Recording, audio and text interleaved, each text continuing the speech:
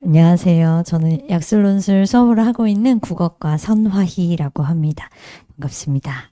오늘 날이 더워가지고 신청해주신 분이 많은데 조금 적네요.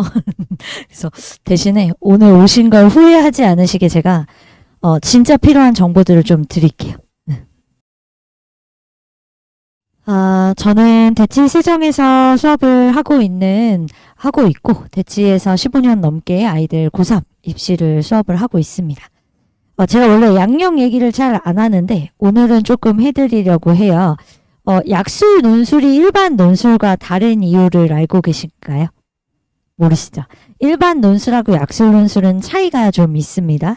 이 약술 논술은 2018년도에 교육 과정이 개편되기 시작하면서 예전에 적성고사라는 시험이 있었어요.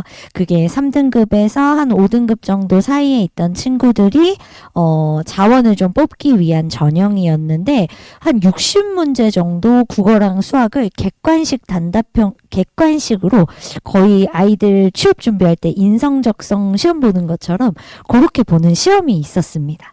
근데 그 시험이 교육부 정책상 폐지가 되게 되었고, 그래서 이제 지금 있는 요 학교들에서 그럼 우리 학교를 원래 지원하던 애들을 어떻게 뽑을 수 있을까?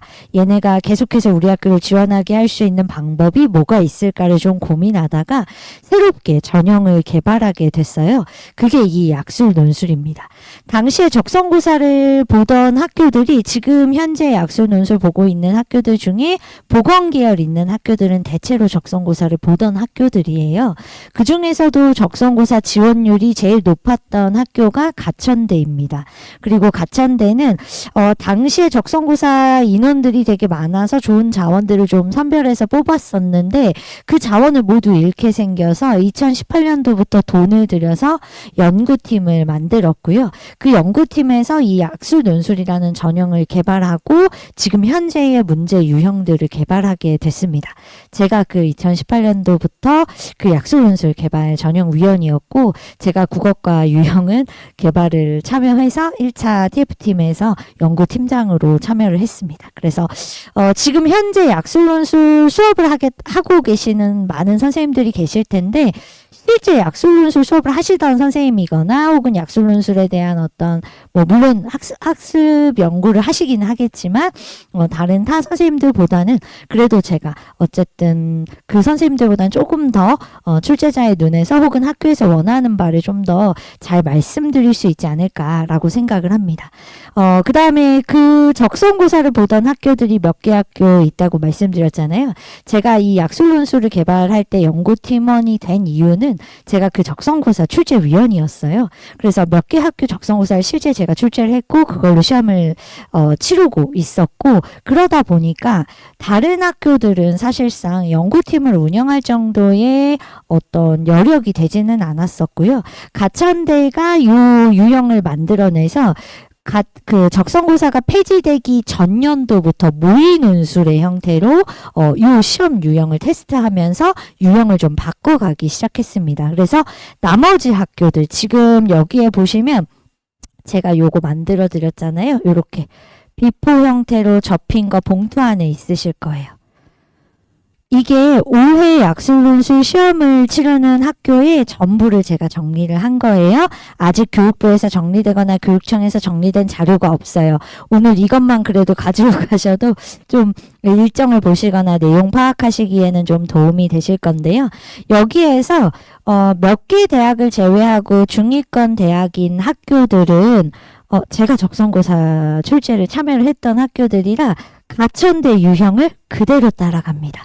그래서 오늘 제가 설명을 드리고 싶은 건 가천대 중심으로 좀 설명을 드리더라도 그 이하 나머지 학교들은 크게 다를 바가 없다. 이렇게 생각하시고 들으시면 좋을 것 같습니다. 자, 그러면 일반 논술이랑 약술 논술은 어떤 차이가 있냐라고 했을 때 일반 논술 같은 경우에는 인문계열은 500자부터 시작해서 1200자 내외의 긴 글 쓰기입니다. 어머님들이 생각하시는 인문 논술은 아주 옛날에 한 10년, 15년 전을 생각하시면 그때는 막 2000자, 2100자 이래서 막 엄청 긴 서론, 본론, 결론을 갖춘 글 이런 걸 생각하실 텐데요. 지금은 그 정도는 아니에요. 1200자라고 하더라도 600자 두 문제 이런 식으로 교과형 논술로 개편이 많이 되기는 했어요. 그런데 600자면은 길이가 어느 정도 되냐면 저희가 일반적으로 쓰는 주어와 서술어가 구성되어 있는 하나의 문장이 50자 내외예요. 그러면 600자라 그러면 아이가 서론, 본론, 결론까지는 아니더라도 30문장 이상을 완벽한 문장으로 좀 논리를 갖춰서 써야 된다.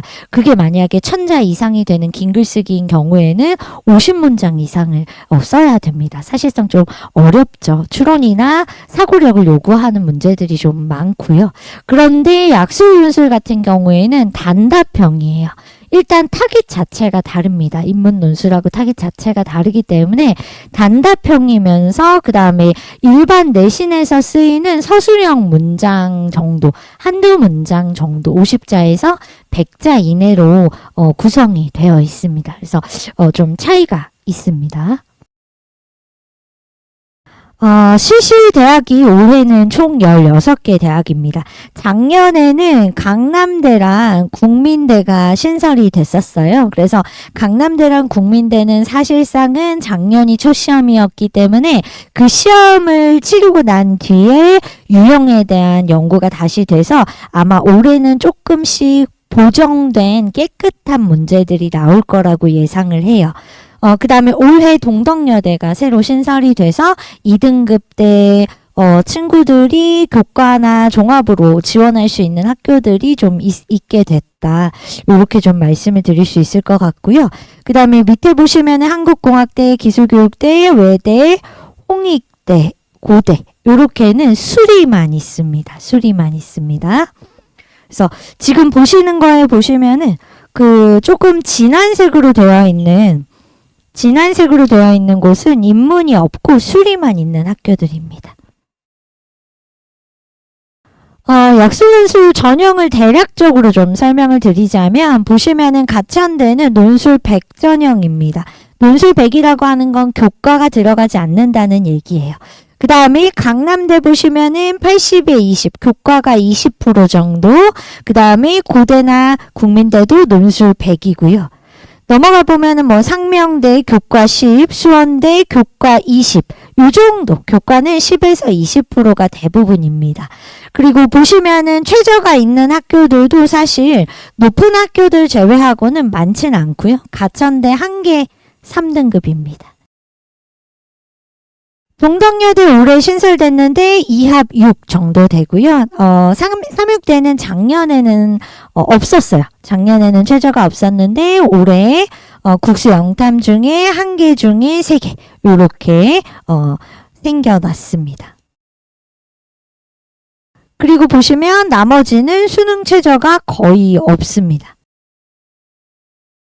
그래서 이게 생각보다 최저가 있는 학교가 많지 않다는 점, 교과 비율이 10에서 20% 정도라는 점, 이렇게 좀 생각을 해주시면 좋을 것 같아요. 자, 그러면 교과가 들어가는 학교들. 그러면 우리 애가 교과 내신이 좋지 않아가지고 논술 전형을 생각하는데 결국 교과가 들어간다는 얘기는 우리 애한테 좀 불리하게 작용하지 않을까라고 생각하실 수 있으실 텐데요. 교과 등급을 어떤 식으로 반영하는지를 좀 보여드릴게요. 강남대 같은 경우에는 보시면은 국수, 영사, 과외, 한국사도 들어갑니다. 그리고 반영 교과 중에 상위 20개만 반영이 돼요. 이게 무슨 말이냐면은 우리 애가 제일 잘 본 시험에 제일 잘 본 등급을 20개 골라서 그것만 제출할 수 있어요. 전체가 아니고. 너무 좋죠.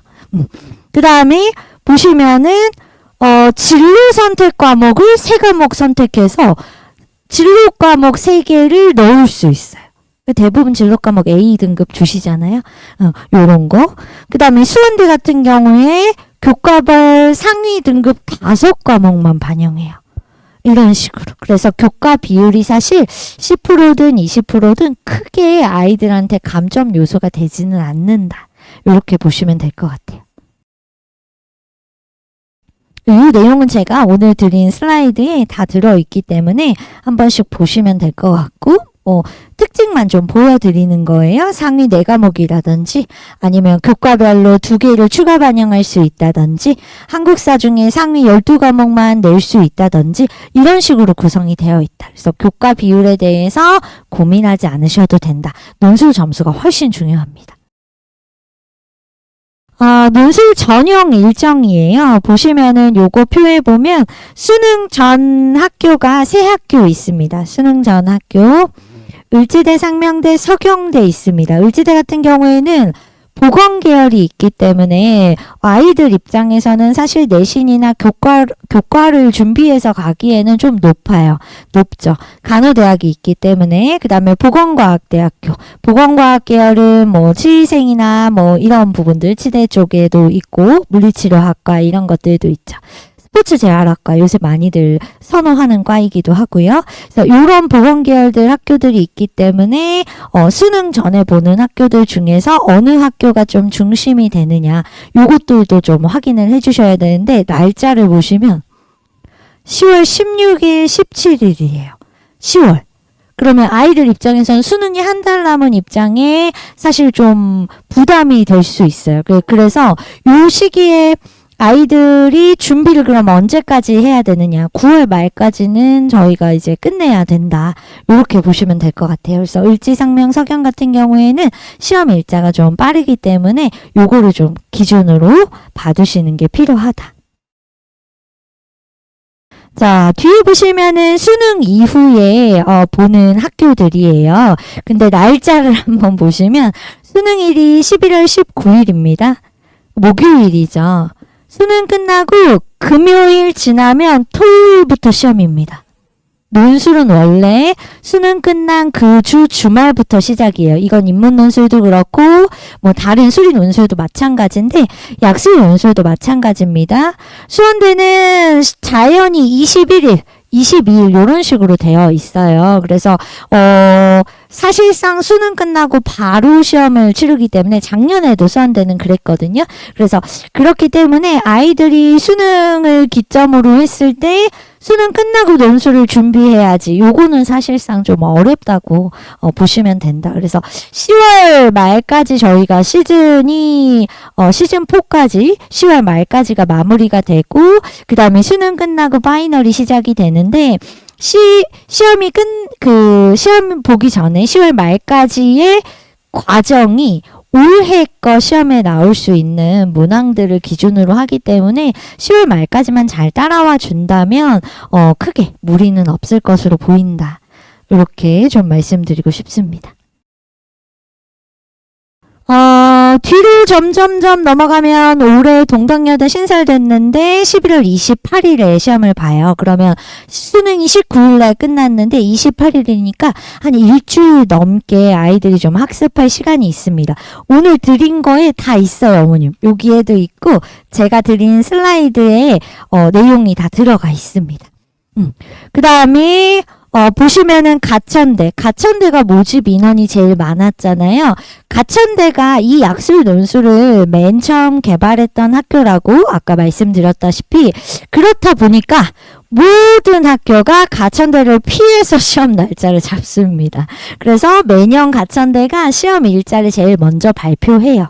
그래서 가천대는 11월 30일, 12월 1일인데 앞뒤로 걸리는 학교들이 없어요. 가천대가 인원이 제일 많기 때문에 가천대 시험을 피해서 잡아요. 왜냐하면 자원을 데리고 와야 되는데 다 가천대 가서 시험을 보니까 나머지 학교들이 가천대를 피해서 시험을 일정을 잡습니다. 그래서 다행이죠. 왜냐하면은 약술 논술로 했을 때 보건 계열이라든지 아니면 사실 요즘 가천대는 아이들 입장에선 수도권에서 가까이 갈 수 있는 학교이면서 학교 입지가 점점 좋아지고 있는 학교고 그 다음에 4년제 학교의 종합대학으로서 되게 많은 지원을 해주고 있는 대학이에요. 그래서 어머님들 생각하시는 옛날 가천대가 아닙니다. 가천대 지금은 교과나 종합으로는 2등급 후반 때도 떨어지는 경우도 많아요. 그래서 그런 거 생각해 봤을 때 아이들한테는 가천대가 조금 지원하고 싶은 학교들 중에 하나이다 보니까 좀 그렇다.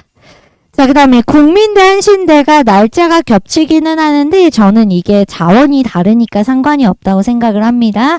국민대 같은 경우에는 자연계열은 수학이 8문제, 국어가 2문제예요. 그러면 어떤 일이 있냐면 자연계열 애들 중에 수학 8개를 풀 수 있고 미적분이 들어가는데 국민대를 쓸 수 있는 애가 한신대를 고민하지 않거든요. 그래서 자원 자체가 좀 타깃이 다르다 보니까 날짜가 같아도 크게 겹치는 경우는 없습니다.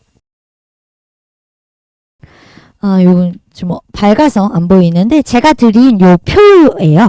자, 요 표를 보면서 조금 간단한 이야기를 드릴게요. 자, 표에 보시면은 제가 요거 올해 약술논술을 보는 학교들의 모든 전형을 다 정리를 해드렸어요. 그래서 이 자료는 지금 밖에 나와 있는 자료는 없어요. 교육청 자료도 없어서 제가 하나하나 입학처 들어가서 입시 전형 다 다운받아갖고 정리한 표니까 요거는 연말까지 크게 변동이 없을 거라 잘 가지고 계시면 아이들 좀 정리하는 데에 편하게 보실 수 있을 것 같아요. 제가 뭘 말씀을 드리고 싶냐면 세부사항을 한번 봐주시겠어요? 세부사항. 자, 세부사항에 보시면은 요 표에 맨 위에 줄에 세부사항이라는 칸이 있어요. 거기를 밑으로 한번 쭉 보시면은 문항수가 있습니다. 문항수가요, 약술논술은 대체적으로는 8문항에서 한 13, 14문항 정도로 구성이 되어 있습니다. 그 다음에 시험 시간 같은 경우에 고사 시간을 보시면 고사 시간이 대체로 60분에서 80분 정도 시간이 정해져 있습니다. 작년에 가천대 같은 경우에는 총 15문항을 시험을 봤었어요. 인문 같은 경우에 국어 9문항, 그 다음에 수학 6문항, 자연 같은 경우에는 국어 6문항, 수학 9문항 이렇게 시험을 봤었는데 가천대에서 이번에 문항수를 2개 줄였습니다. 좀 늦게 오신 어머님들 계시니까 다시 말씀드리자면 이 약술논술이라는 건 가천대가 제일 먼저 개발을 했기 때문에 가천대 이하 나머지 학교들은 다 가천대를 따라갈 수밖에 없어요. 그래서 고사 시간도 가천대를 좀 따라가게 되고 문제 유형도 따라가고 문항수를 줄여서 난이도를 낮췄다 그러면 가천대보다 낮춰야 자기 학교가 살 수 있기 때문에 가천대랑 동급으로 갈 수가 없습니다. 왜냐면 이 학교들은 가천대에서 떨어진 애들이 우리 학교를 지원해서 우리 학교를 오게끔 해야 하는 게 목표이기 때문이에요. 그래서 그런 지점들이 좀 있다. 그래서 보시면 올해 가천대가 문항수가 좀 줄었습니다. 거기에 보시면 세부사항에 각 문항의 10점, 130점, 플러스 870점의 기본 점수 이렇게 되어 있어요.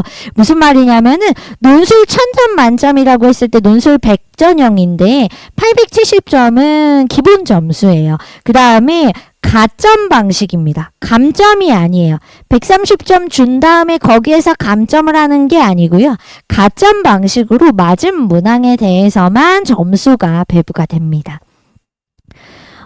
그 다음에 출제 범위를 보시면 국어만 좀 설명을 해드릴게요. 체크를 한번 해볼게요. 가천대의 출제 범위의 국어의 문법. 가천대 출제 범위 국어의 문법.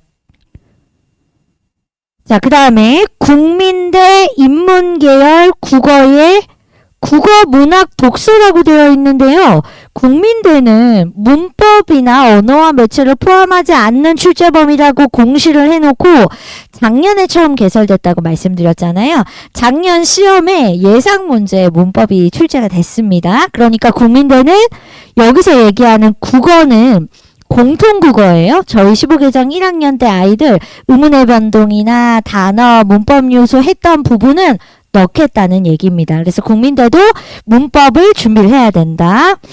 자, 그 다음에 올해 신설된 학교죠. 동덕여대의 국어 보시면 언어와 매체라고 되어 있는데 매체는 거의 거의 매체 부분에선 출제가 되지 않습니다. 그러면 언어 파트가 문법입니다.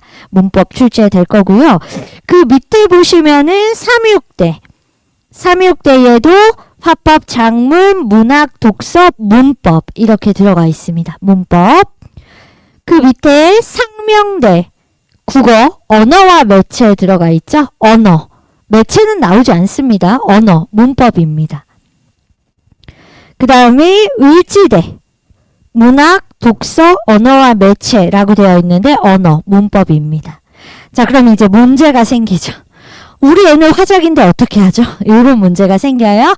우리 애는 화작인데 얘가 문법을 안 한 지가 너무 오래됐는데 어떻게 하면 좋을까요? 라고 했을 때 지금부터 여름방학 때 한 달 정도 시간이 있잖아요. 여름방학 때 1학년 공통국어에 나왔던 문법 정도만 정리하시면 됩니다. 문법이 3학년들처럼 수능 형태는 아니거든요. 그러니까 제가 뒤에서 유형을 또 보여드릴 텐데 아이들이 공부를 한 3주 정도 하시면 될 것 같아요. 짧습니다. 한 파트당 일주일에 하나씩. 그 정도만 보셔도 충분하게 문제를 풀 수 있습니다. 그 중에 우선순위 첫 번째는 의문입니다. 의문 파트의 비율이 출제 비율에서 60% 이상 나옵니다. 그 다음에 단어 파트입니다. 문장은 문제를 내기가 좀 어렵거든요. 단답으로 내기가 어려워서. 그래서 우리 애가 만약에 시간이 너무 없어. 화작이야. 근데 이제 문법을 해야 되는데 어디서부터 해야 될지 모르겠다. 그러면 의문 파트를 먼저 하고 그 다음에 시간이 나면 단어 파트를 하고 그 다음 시간이 나면 문장 파트를 본다. 중세국어는 안 나옵니다. 안 나와요. 국어사는 안 나옵니다. 그래서 그 정도 받으시면 좋을 것 같습니다. 자, 제가 아까부터 계속 말씀을 드렸는데 가천대 유형을 모두 따르기 때문에 가천대 유형을 기준으로 설명해 드리도록 하겠습니다. 올해 입시 전형이에요. 8문제 5문제에 강문항 10점 80분입니다. 대표 유형들입니다. 대표 유형 제가 한번 보여드릴게요. 자, 이게 실제 문항이에요. 실제 기출 문항입니다. 어머님들이 생각하시는 인문 논술을 생각하면 다르다라고 말씀드린 게 지금 답변을 보시면은 밑줄이 4개입니다. 어절이라고 되어 있죠. 어절이 뭔지 아시나요? 음절, 어절 이런 거. 아이들도 헷갈려 하거든요. 어절은 띄어쓰기 단위예요. 그 다음에 음절은 소리값의 단위입니다. 이런 차이가 있어요. 그래서 아이들이 저희랑 답안지를 어떻게 작성하는지 그 다음에 어느 부분에서 출제가 되는지를 중심으로 보게 되는데 보시면 글쓰기 계획의 일부이다. 이 부분은 화법과 작문입니다. 그럼 우리 애는 언어와 매체인데 화법과 작문을 안 하는데 어떻게 해요? 화법과 작문은 사실 2학년들까지는 공통범위였기 때문에 모의고사 볼 때마다 항상 나왔죠. 선택 과목이 갈리는 건 3학년 때입니다. 그 정도 화법과 작문 모의고사 문제를 읽을 수 있으면 풀 수 있습니다. 그리고 저희가 수업 중에 중요한 화작 지문들은 모두 다 봐주고 들어가기 때문에 보고 들어간다고 생각하시면 될 것 같아요. 자, 보시면은 조건이 2개 있어요. 구체적 사례를 제시하여 이해할 수 있도록 한다. 부정적 영향을 미칠 수 있음을 언급한다. 근데 어디에서 찾아서 써라?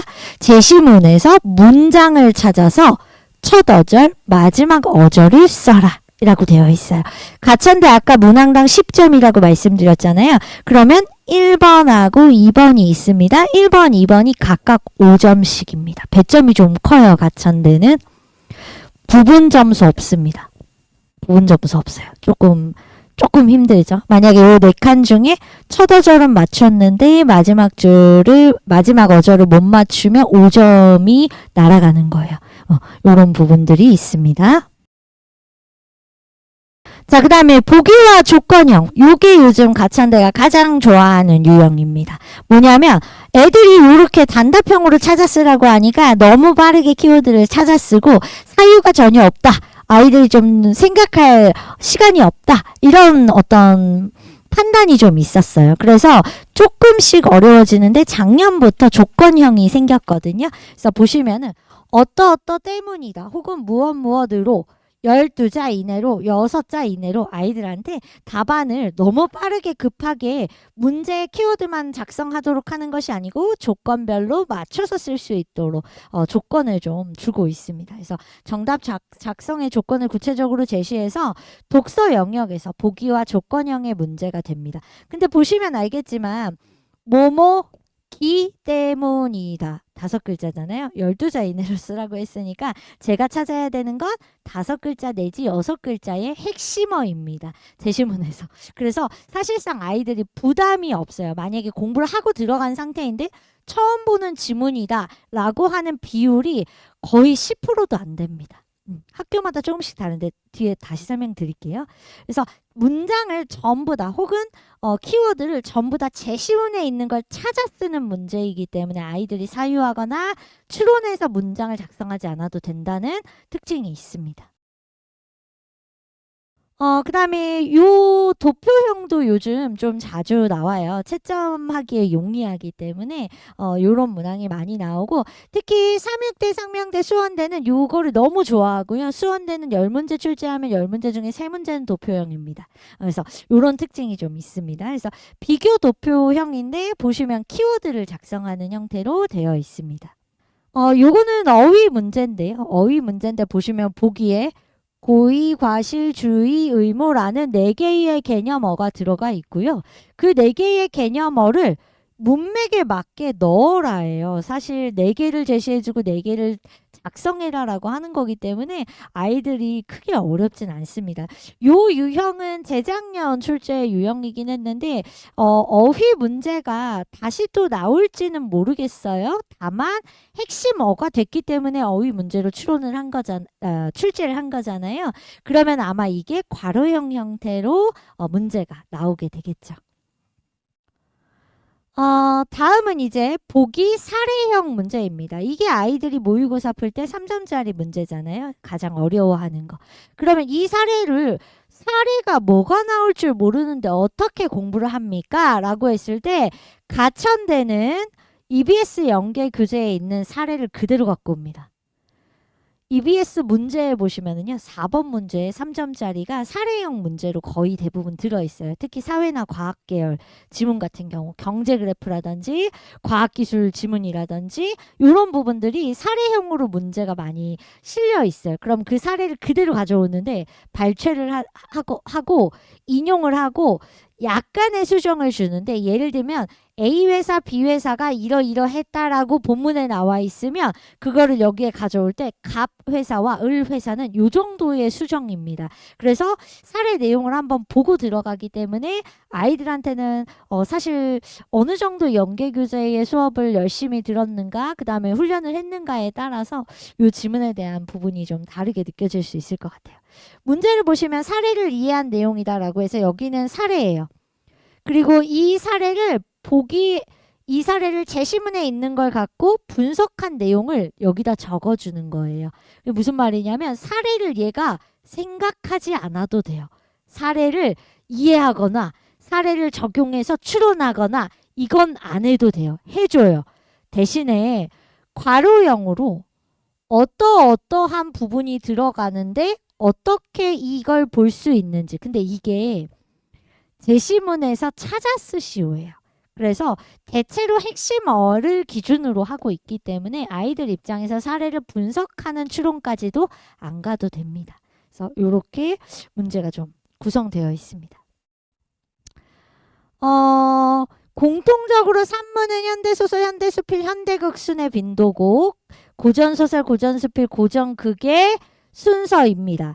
작년, 재작년까지만 해도 자연계열에서 고전시가나 고전산문 출제 안 되지 않았어요? 이렇게 얘기했었는데 작년에 현대시보다 고전시가가 더 많이 나왔고요. 현대소설보다 고전산문 비율이 더 높았습니다. 왜 그럴까요?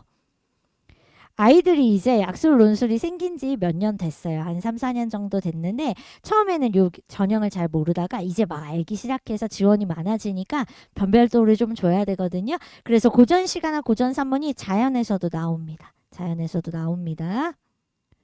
그래서 이렇게 보기 감상 2의 문제로 되어 있고 문제 유형은 동일하죠. 첫 어절, 마지막 어절 이런 식으로 찾아 쓰는 문제로 되어 있습니다. 자, 운문의 경우에도 지금 말씀드린 것처럼 현대시 고전시가가 원래는 자연계열에서는 고전시가가 안 나왔었는데 작년부터는 고전시가 출제가 됐기 때문에 고전시가까지 학습을 좀 해줄 필요가 있고요. 그 다음에 고전시가 중에서도 가사, 관동별곡 같은 거 긴 거 원래는 안 나왔었는데 작년에 출제가 됐습니다. 그래서 가사 부분을 애들이 안 보고 그냥 넘어가는데 가사 부분도 보고 들어갈 필요가 있다. 이렇게 좀 보시면 좋을 것 같고 시행, 시어, 식구, 연 구분을 아이들이 잘 못해요. 요런 구분들에 따라서 조건에 따라 적는 문제이기 때문에 요런 부분들 시어냐 식구냐 시행이냐 연이나 요런 부분들을 잘 체크해서 답안을 작성할 수 있어야 한다. 요거는 요즘 좋아하는 출제 유형이에요. 작년에 냈던 문제들이 그대로 나오기도 했고, 운문의 경우에는 시상 전개 방식에서 시선의 변화나 화자의 이동 동선, 산문에서는 인물의 이동 동선이 도표화되어 있어서 아이들이 얘가 어디에서 무슨 얘기를 하고 어디에서 어디로 이동했고 어디를 쳐다보다 어디를 보고 있고 요런 부분에 조금 초점을 맞추면 한두 문제 정도는 건질 수 있다. 이렇게 말씀드릴 수 있을 것 같습니다. 자, 문법 문제. 문법 문제 가천대는 인문계열만인데요. 다른 학교들은 인문계열 아니어도 문법 문제 출제될 수 있어요. 요 점을 좀 생각을 해주셔야 돼요. 보기 제시형으로 의문의 변동 중심으로 출제 빈도수가 한 60% 정도 된다고 보시면 되고 단어가 한 30% 정도 그 다음에 나머지가 한 10% 이렇게 보시면 될 것 같습니다. 보시면은 여기에 의문의 변동에 대한 개념어가 있어요. 그리고 여기는 사례입니다. 괄호에다가 밑에 보기 2번에서 이 이론을 찾아서 넣는 겁니다. 그래서 이론 공부가 조금 되어 있는 친구들이라면 좀 어렵지 않게 답안을 맞출 수 있도록 구성이 되어 있습니다. 나머지는 제가 지금 말씀드리면서 이야기를 했던 부분이라서 집에 가서 꼼꼼하게 읽어보시고 사실 어머님들이 읽어보시면 잘 와닿지 않을 거예요. 요 내용들은 아이들한테 주고 야 이렇다는데 어때 보여? 해볼만 할 것 같니? 이걸 아이들이 보면 아마 바로바로 이해를 좀 할 것 같습니다. 자, 다음은 국민대인데요. 국민대는 조금 달라요. 작년에 처음 신설됐고 국민대가 2점대 초반에 학생들을 뽑는 학교라고 감안을 했을 때 올해 동덕여대도 국민대 유형을 따라갈 수밖에 없습니다. 그래서 등급 합도 동일하게 국민대를 따라가게 됐고요. 국민대는 단답형 문제만 있는 게 아니고 단문형 문제가 있습니다. 단문형이라는 건 서술형이에요. 50자 내외, 100자 내외의 문제가 있습니다. 문장을 작성해야 합니다. 그 다음에 국민대는 가천대는 EBS 연계 교재의 비율이 거의 98%입니다. 95%? 교과서 5%. 국민대는 한 80% 연계 교재 7, 80%, 교과서 비율이 20, 30%. 근데 교과서라고 하면 15개 전 교과서가 몇 종인지 아시나요, 어머님들? 문학이랑 공통국어 합치면 20종이 넘거든요. 그리고 거기에서 내가 문학을 보거나 독서를 우리 교과서 빼고는 본 적이 없잖아요. 그러면 안 되니까 그 수준에서 공통적으로 들어가는 작품들을 출제한다라고 생각하시면 될 것 같아요. 자, 아마 글씨가 잘 보이는지 모르겠는데 제가 한번 읽어볼게요. 지금 여기에 국민대 문제, 실제 문제입니다. 기출문제, 작년 기출문제예요. 보시면은 배점이 있어요. 3점, 2점, 4.2점, 뭐 4.1점 이런 식으로 되어 있어요. 그리고 이 국민대 같은 경우에는 괄호 문제가 만약에 2개잖아요. A, B를 찾아라. 부분 점수가 있습니다. 아까 가천대는 10점짜리 문제인데 두 개 항목 중에서 하나만 틀려도 틀리는 거였어. 5점이 없는 거였는데 국민대는 각 소문항이 두세 문항씩 있고 그 소문항 안에 괄호가 2개 정도씩 있어요. 그래서 각 문항별 뭐 1점, 2점, 1.3점 이런 식으로 부분 점수를 얻을 수 있기 때문에 사실상 아이들한테는 조금 유리하죠. 학습이 좀 되어 있는 친구들이라면 배점 부분에서 좀 이득이 있죠. 가천대보다 배점이 좀 작으니까 세분화되어 있으니까. 그래서 요런 부분들이 국민대의 특징. 그 다음에 아마 아직은 올해 동덕여대가 논술 가이드북에서 예상 문제를 내지 않았어요. 그래서 어떤 출제 방향으로 낼지는 알 수 없으나 아마도 국민대 유형을 따를 거라서 단문형, 그 다음에 단답 서술형이 같이 있는 형태가 될 거라고 예상을 하고 있습니다. 요거는 작년 저희 적중 문항인데 제가 아까 어머님들 오시기 전에 제 자랑을 되게 열심히 했었는데 제가 이 약술논술을 유형을 전형을 만들어낸 개발위원이었거든요. 이간 모의고사 수학팀하고 같이 조인을 해가지고 모의고사를 출제를 했어요. 지금 아마 흑백이어서 잘 안 보이시겠지만 위에는 가천대 실제 기출 문제였고요. 밑에는 저희 시즌 모의고사에 있었던 문제예요. 가천대가 작년에 국어 문항이 총 42개 문항이었습니다. 37문항 적중했고요. 나머지 학교는 너무 많아서 제가 일일이 넣진 않았습니다. 요걸 뭐 적중은 얼마나 했나요? 뭐 얼마나 맞출 수 있나요? 선생님 교재를 쓰면 어느 정도의 뭘 얻을 수 있나요? 라고 할 때 교재나 자료에 대한 퀄리티는 저는 지금 현재 시중에 나와 있는 모든 교재 통틀어서 저희 거만큼 좋을 수 없다고 생각합니다. 왜냐면 출제자 기준이나 그 약술 논술을 진행하는 학교에서 원하는 바가 있거든요. 그래서 그거를 좀 직접적으로 알 수 있는 학교는 알 수 있는 강사는 저밖에 없다고 저는 자부할 수 있어요. 그래서 올해는 저희가 김주영 선생님하고 같이 요건 뒤에는 실제 후기라서 적중률에 대한 거 뭐 아이들이 보내준 거를 한번 읽어보시면 될 것 같고. 아이고 안 떴네요. 거기 아마 모의고사 봉투 모의고사가 있었을 텐데요. 저희 실전 모의고사 올해도 출간을 했고 정식 출간물로 그 다음에 올해 같이 저희 수업 같이 하고 계시는 김정 선생님이 수학팀장님으로 같이 참여하셔가지고 출제 같이 했고 저희 검토단이랑 검수단이 30분이 넘으세요. 그래서 실제 운영하고 있는 요 문항 퀄리티에 대한 보증이 좀 충분하다라고 보고 저희 같이 작업하시는 선생님들 중에 뭐 두각이나 강남대상이나 뭐 메가나 이렇게 같이 출강하시던 선생님들도 같이 참여하셔서 검토 봐주시고 출제에도 참여하시고 했기 때문에 퀄리티는 좀 자부할 수 있을 것 같습니다. 그래서 저희 수업은 지금 지난주에 첫 수업 진행을 했어요. 수업이 시작이 됐고 저희가 6월 달까지는 아이들이 아직 학교별로 유형이 어떻게 생겼는지도 모르고 약술 논술이 어떤 구성인지 모르기 때문에 6월하고 7월 초까지는 그런 유형 연습, 개념 연습을 좀 하고 7월부터 시즌이 들어가서 7월 시즌 1, 8월 시즌 2, 9월, 10월까지 해서 시즌 4까지 진행을 하고요. 그 다음에 10월에 시험 보는 학교들이 있기 때문에 세미파이널 교재가 나가고 그리고 나서 11월 수능 끝난 날부터 저희 그 마지막 시험 보는 국민대까지 매일매일 파이널 수업이 있어요. 그래서 그렇게 진행이 되고 있습니다. 그래서 나머지는 좀 한 번씩 읽어보시면 되고 제가 준비한 건 여기까지입니다.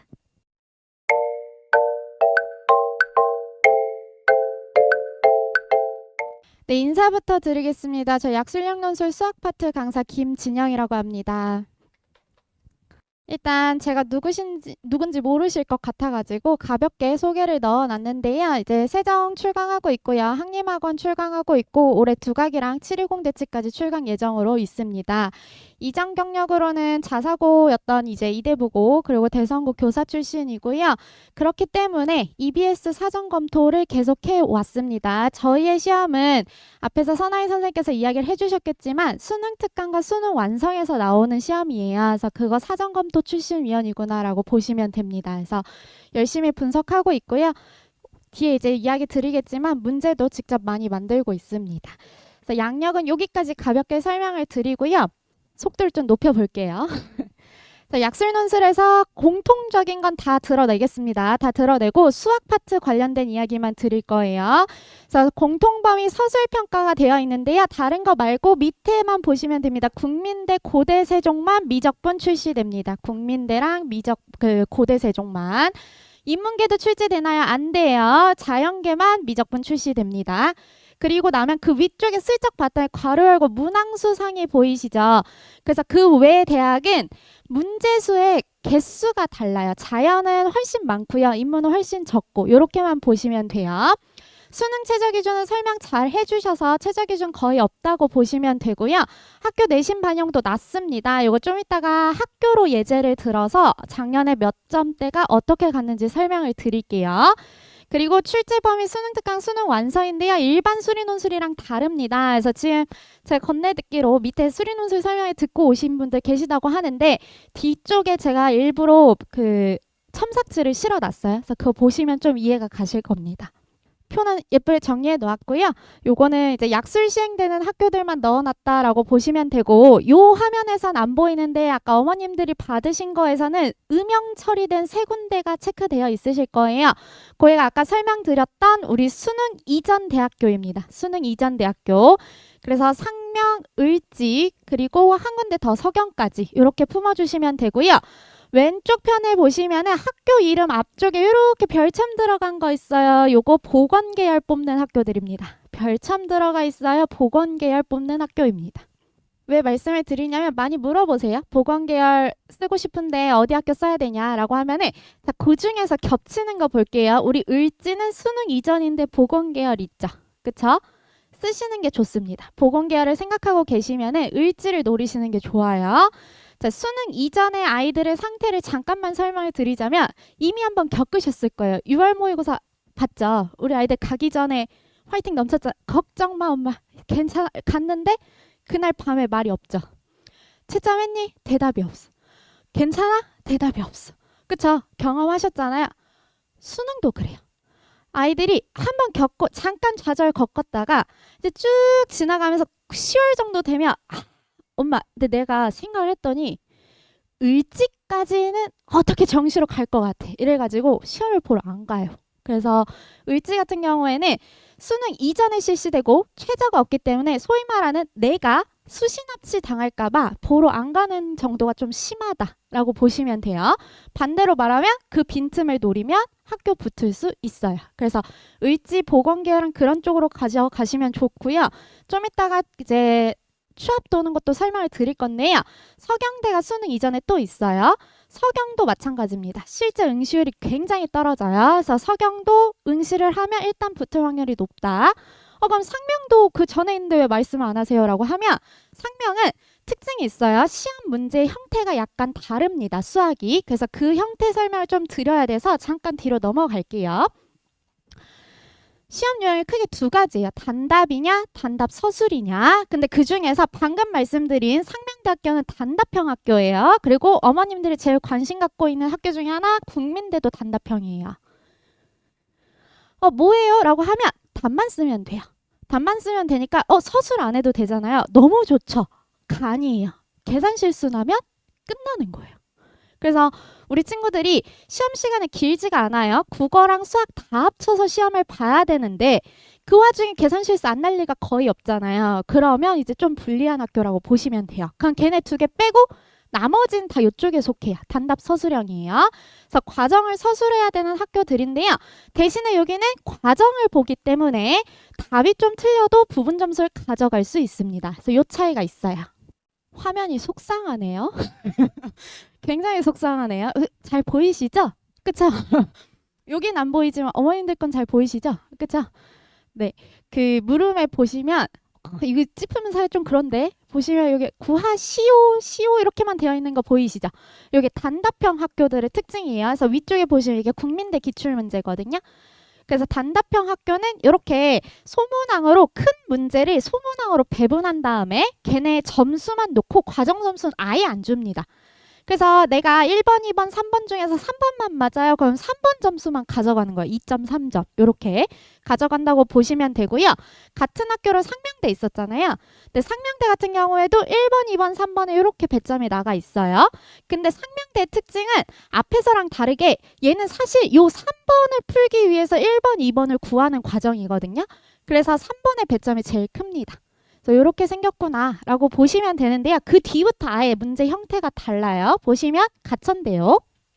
문제 어미 자체가 다르죠. 구하는 과정을 서술하시오 이렇게 들어가 있는 거 보이시죠? 그래서 답이 틀려도 키워드 점수 배분이 되어 있어서 과정 점수가 들어갑니다. 이게 무슨 말이에요? 뒤에 예제 있어요. 좀 이따 보시면 돼요. 대신에 요 밑에 보시면 잘못된 수학 표현에 대한 감점이 있어요 라는 말 들어가 있죠. 그래서 이게 뭐예요? 라고 하면 우리 친구들이요. 우리 수능은 답만 맞으면 되잖아요. 그래서 문제를 풀 때 갑자기 이상한 기호들을 많이 써요. 이렇게 동그라미를 막 여러 번 친다거나 그래서 라는 말 대신에 갑자기 화살표를 당겨서 이렇게 쓴다거나 이런 것들을 원래 쓰면 안 되거든요. 근데 그걸 다 서술해요. 그럼 감점이 있습니다. 잘못된 표현이니까. 그래서 그런 부분들은 이제 계속 수업을 들으면서 천천히 첨삭을 해 나가야 되는 과정이 필요해요. 아까 을지대 추천드린다고 했는데요. 을지대도 보시면은 뒤쪽에 아래의 단계에 따라 서술하시오라는 말이 들어가 있죠. 그래서 여기도 단답형 학교가 아니고 단답 서술이어서요. 과정 점수가 있고요. 일부 단계만 답해도 당연히 부분 점수가 부여가 됩니다. 단답 서술이니까. 그래서 실제로 답안 형태가 이렇게 달라요. 그 뒤에 보시면 아마 실려 있지 않나요? 안 실려 있나요? 제일 왼쪽이 우리 수리논술 답안지예요. 저는 방배세정에선 수리논술 수업을 하고 있는데요. 이제 실제로 요거 올해 쓴 친구들의 첨삭지예요. 그래서 보시면은 여기서부터 여기까지가 1번이에요.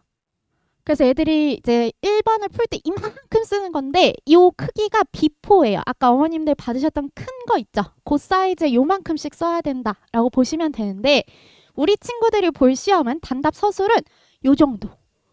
5줄이면 충분합니다. 그래서 학교 서술형 느낌이구나라고 보시면 되고 아까 단답형 학교 중에 상명대랑 그리고 하나 국민대 더 있었죠? 그쪽이 이제 요쪽. 답만 쓰면 돼요.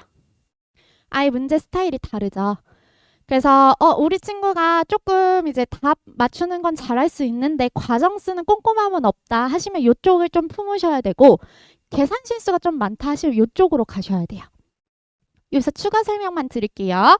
자, 키워드 채점이 된다는 건 이렇게 장황하게 썼지만 이 과정에서 문제를 풀 때 이 문제에서는 로그 함수가 증가하고 진수 조건이어서 답이 요래요. 이렇게 3단계로 나눠서 풀기만 하면 답이 나오거든요. 그래서 요거 쓰면 3점. 요 말이 들어가면 3점. 요 말이 들어가면 4점 해서 10점 이렇게 나가는 형태예요. 그래서 키워드 점수는 앞에 이렇게 문장을 멋있게 쓰지 않더라도 이런 중간 과정에 키가 되는 애들만 들어가 있으면 가져갈 수 있다라고 생각을 해주시면 돼요. 그럼 그 위를 볼게요. 위에 보시면 점수가 일단 10점 만점에 7점이에요. 이 친구 답은 맞았습니다. 답은 맞았는데 왜 7점이냐면 위에 수학적 표현이 틀렸어요. 우리 판별식이라는 말이 나오려면 사실 판별식은 방정식에서만 쓸 수가 있거든요. 근데 방정식이라 하면 뭐예요? 하면 어머님들 생각에 이거 이퀄 0 이렇게 들어가 있는 애들 있죠. 걔가 있어야 돼요. 무조건. 그게 수학적 약속이에요.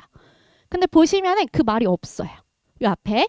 그래서 요 말 자체가 수학적 표현에 어긋나서 점수를 못 받은 거예요. 답은 맞았지만 깎일 수 있습니다. 이런 식으로 체크가 되는구나 라고 보시면 됩니다. 요거 실제로 지금 준비하는 친구 답안이거든요. 그럼 무슨 일이 발생하냐? 지금 가천대는 모의논술을 현역 친구들한테 다 돌렸어요. 돌려놓은 상태고 이제 아이들이 시험도 봤을 건데요. 작년에 이제 우리 친구 중에 그 시험을 보고 와가지고 걔는 이제 국어를 못해요. 국어가 5등급이고 수학이 2등급이에요. 그래서 수리논술이랑 약술만 쓰겠다고 해서 이제 쓴 거예요. 그래서 무슨 말을 했냐? 풀고 왔더니 선생님 저 수학은 다 맞을 것 같아요.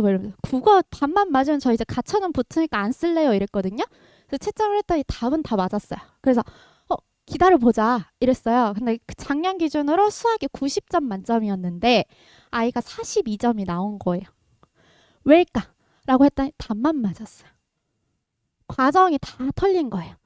그래서 이런 경우들이 발생할 수 있어가지고 제가 수업을 계속 들어야 된다 얘기하는 건 개별 첨삭이 그래서 나가는 거예요. 답을 맞출 수 있어도 과정에서 깎이면 너무 억울하잖아요. 그래서 그거를 좀 많이 보정해 줄 겁니다. 자, 학교별로 하나씩 갈게요. 동덕여대 올해 신설이죠. 이제 다른 것만 말씀드릴게요. 앞에 국어랑 겹치지 않게 밑으로 내려오셔서 보시면은 학교 특징에서 EBS 과정 연계했고요. 수 1, 수 2 옆에 수학만 이렇게 동그라미 쳐주시면 좋을 것 같아요. 여기 이렇게 수학 고1 수학입니다. 자, 작년에 국민대에서 같은 일이 발생을 했는데요. 국민대 시험 범위도 수학, 수 1, 수 2의 미적분까지 포함이었어요. 자연계는. 그래서 미적 문제 중에서 한 문제를 순수하게 고1 문제를 냈어요. 근데 그 고1 문제에 뭐 필요 조건을 구해라 뭐 이런 거 있었거든요. 근데 우리 아이들은 수능 공부를 하잖아요. 그 단어를 머릿속에 잊은 지 너무 오래된 거예요. 당황스러워서 하고 다 틀렸어요. 그래서 내용이 어려웠냐? 내용은 어렵지 않아요. 근데 까먹을 수 있어요. 근데 그거를 똑같이 써먹겠다는 전략 같아요. 그래서 수학을 좀 봐주시고, 그래서 요 시험 날짜가 언제냐라고 하면 수능 이후거든요. 그래서 수능 지나고 나서 고1 수학은 한번 정리를 해줄 겁니다. 그래서 그거 들으시면 충분해요. 예상 문제 발표되면 어떤 형태인지는 말씀을 드릴게요. 요거는 아직은 안 나왔습니다. 자, 국민대 같은 경우에 자연계열 최저 기준의 이야기가 많습니다. 과탐 꼭 포함해야 된다는데 맞나요? 우리 아이는 자연계를 지원할 건데 사탐론에서 사탐 2개 봐요. 어떻게 해요? 가능합니다. 뭘로 맞추면 돼요? 국어 영어로 맞추거나 수학 영어로 맞추거나 최저 기준에 탐구를 안 끼면 돼요. 그래서 우리 아이가 사탐 2개 봐도 자연계열 지원해서 국어 3, 수학 3 해서 6 맞출래요? 가능합니다. 근데 안 되는 거는 수학 3에 사탐 3 한 채로 자연계열 넣으면 안 돼요. 사탐은 안 돼요. 그래서 이렇게 구분을 해주셔야 돼요. 단답형 말씀드렸고요. 수능 이후에 실시되는 학교입니다. 그래서 그 밑에 쪽으로 내려오시면은 자연계열의 미적분 들어가 있는데요. 자, 국민대 같은 경우는 미적분이 어느 정도 수준으로 나와요? 라고 하면은 문제가 작년 기준으로 8문제 중에 6문제가 미적분이었어요. 그래서 미적분 안 한 친구가 국민대 쓴다고 하면 말려야 됩니다. 그래서 미적분 공부는 조금 해놓은 상태로 보셔야 돼요.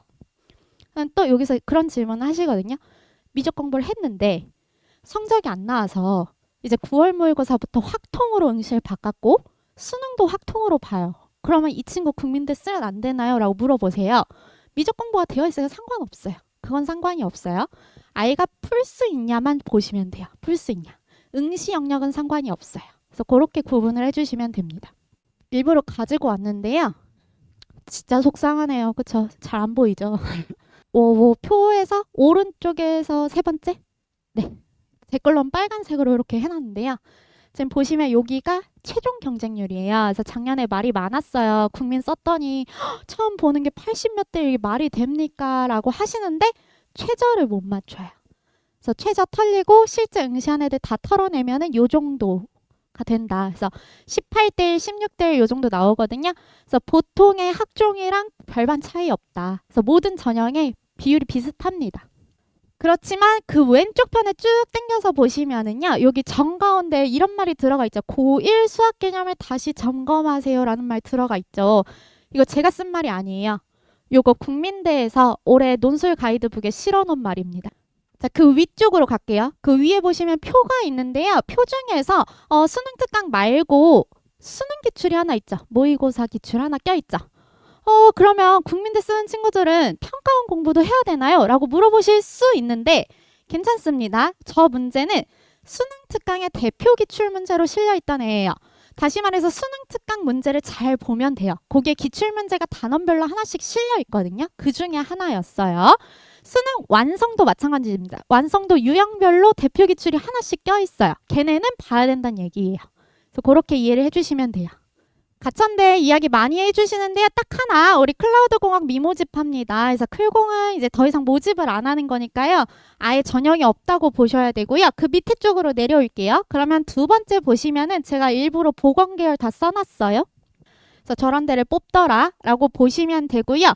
다른 건 상관없이 오른쪽으로 살짝 올게요. 그러면은 이쪽에 15개 문제가 작년에 출제가 됐었는데 그 중에서 13개가 최초합이었고요. 11개까지가 최종 합격이 되게 많았어요. 10개도 많았어요.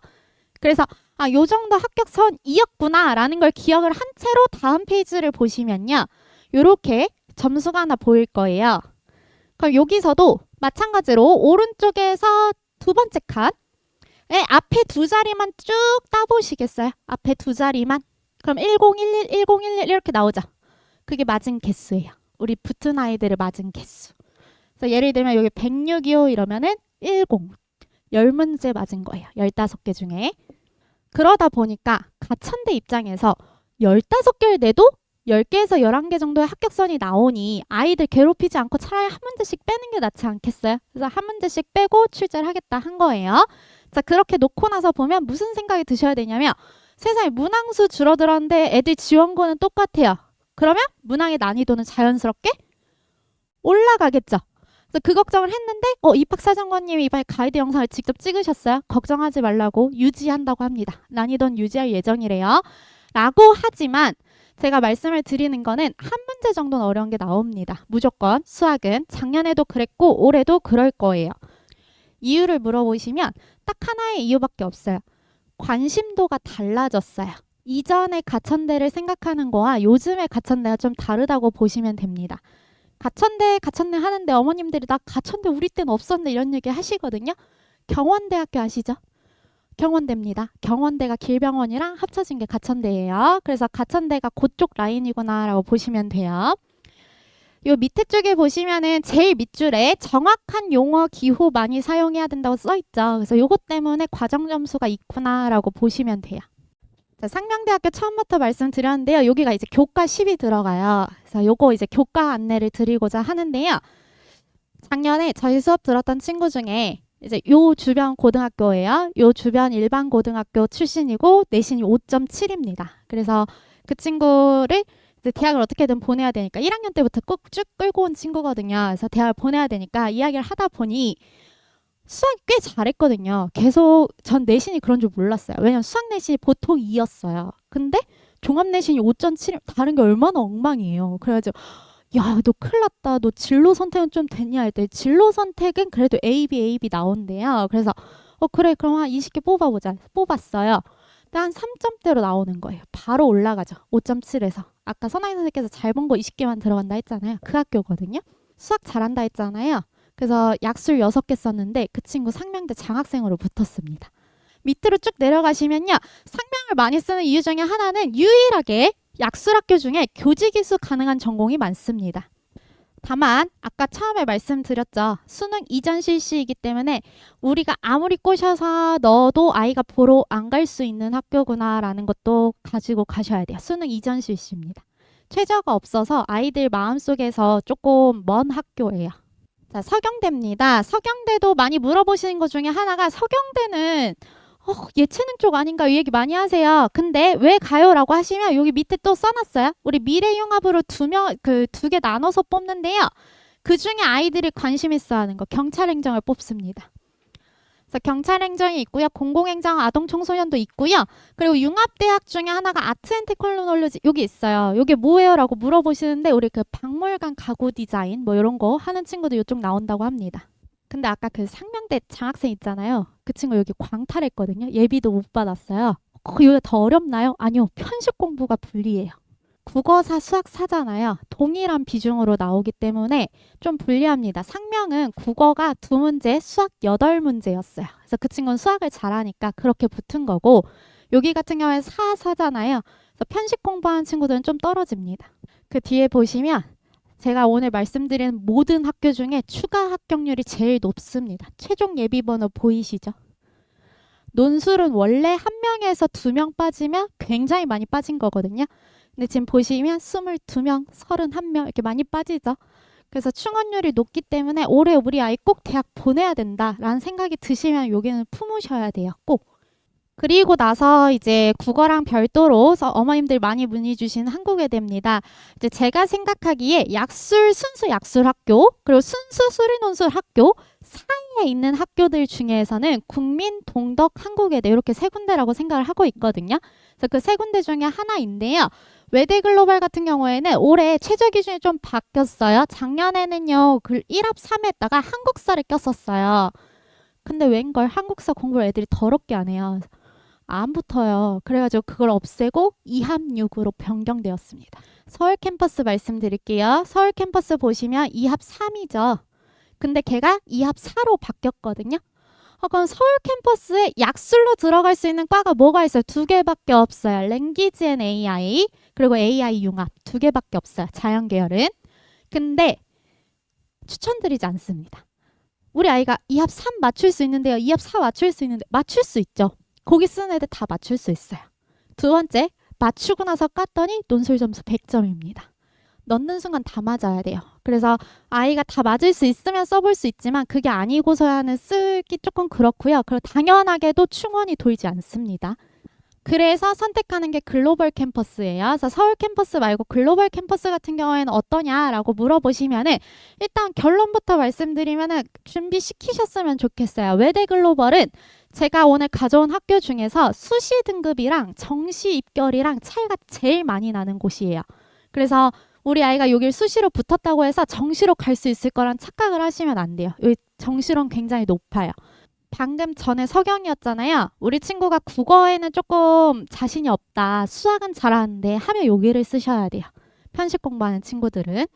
왜 그렇게 자신 있게 말씀드리냐면요. 요거 안 보셔도 돼요. 머리 아프시죠? 요 그래프만 볼게요. 요 그래프만. 전 잘 안 보이는데 잘 보이시죠? 그쵸? 제일 높은 거 있잖아요. 그게 어머님들이 수시를 지원했을 때 보이는 등급이에요. 그 경쟁률. 그러면 28대, 요 마지막 걸로 설명드릴게요. 28대 1이래요.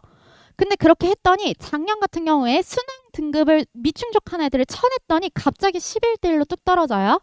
근데 그 상태에서 애들이 시험을 보러 안 와요. 그래서 실제 경쟁률 8대 1로 바뀐 겁니다. 해볼 만하죠. 8대 1이면. 수학과만 그런 거 아니냐. 그래서 여기 가운데 평균 해놨죠. 그래서 평균 보통 40대 1이었는데 최저 충족 다 털리면 절반 이상이 털어지고 그 중에서 이제 시험 안 보는 데까지 하면 13대 1로 떨어집니다. 그래서 요 정도 되는구나라고 보시면 돼요. 지금부터는 제 자랑 타임인데요. 그래서 빨리 끝내겠습니다. 자, 보시면은 문제를 실어놨어요. 요게 실제 작년 가천 문제고요. 요게 제가 작년에 수업했던 문제입니다. 누가 봐도 형태가 비슷하죠? 아이들이 어려워하는 형태가 있어요. 딱 봤을 때 낯선 형태는 나올 확률이 높아요. 그래서 걔네들은 일단 저희 모의고사에 다 실려 있고요. 뒤에 보시면 또 가천인데요. 똑같이 생겼죠. 글자 형태를 보시면 돼요. 묻는 형태가 거의 다 똑같이 생겼어요. 그래서 저희가 문항 공부를 하는 이유 중에 하나인데요. 이렇게 맞춰야지 아이들이 공부를 시키고 보내시는 데 의미가 있잖아요. 그래서 올해도 열심히 팀 꾸려서 하고 있고요. 3령 문제 보시면은 입밖에 차이가 안 나요. 딱 2배 차이밖에 안 나거든요. 그래서 이렇게 비슷한 유형들 공부시켰더니 아이들이 가서 무슨 말을 하냐면 시험 보고 나서 전화 와요. 함수 똑같은 거 나왔어요 이래요. 왜냐 아이들이 함수를 못해요. 계속 반복해서 시키고 외우게끔 할 거예요. 그래서 그렇게 보시면 되고 보시면은 을지대 나왔던 요 문제 저희는 이렇게 어려운 형태로 변형해서 시켰거든요. 그랬더니 애들이 을지 보러 가서 이런 말을 풀려고 했더니 문제가 끝났대요. 이런 얘기가 생겨요. 그래서 실전 유형은 좀 더 어렵게까지 준비를 시키지만 우리의 실제 시험은 우리가 보는 시험보다 좀 더 쉽게 나올 거니 걱정하지 않고 보내주시면 됩니다. 여기도 날라갔네요. 네, 있으시죠? 네. 예쁜 디자인인데 하나도 안 보여요? 저희 실전 모의고사 이제 그걸로 진행을 할 건데요. 오시면은 지금 이제 이번 주 토요일부터 수업이 시작이 돼요. 지난주에 이미 하나 했고. 그래서 80분 시험을 볼 거고요. 시험 보고 나면은 10분 쉰 채로 국어, 수학 차례대로 키워드가 나갑니다.